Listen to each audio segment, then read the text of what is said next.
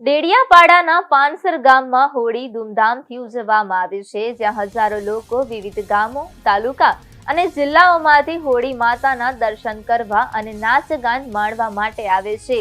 ગામના વતનીઓ જેઓ અન્ય શહેરોમાં નોકરી કરે છે, આ વર્ષ દરમિયાન આ તહેવાર ઉજવવા રજા લઈ ગામમાં આવીને હોળી ઉજવણીમાં ભાગ લે છે.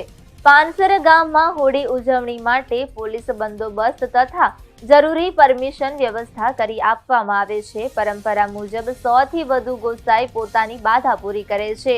આખી રાત ગામના લોકો ધામધૂમથી નાચ ગાન કરતા રહે છે. દિવસ ઉગતા ગામના સરપંચ અને પોલીસ પેટલ પરંપરાગત રીતે રસોડાના વાસણો ઉચકીને હોળી ગીતો સાથે નૃત્ય કરતા હોય છે. ગામના સરપંચ દિનેશ વસાવા આ તહેવારની તમામ સુવ્યવસ્થા સુનિશ્ચિત કરે છે અને આખી રાત હાજરી આપી તહેવારની શોભા વધારવામાં પોતાના પ્રયાસો કરે છે. આ અનોખી પ્રથા પાનસર ગામની ધરોહર તરીકે ખાસ મહત્વ ધરાવે છે.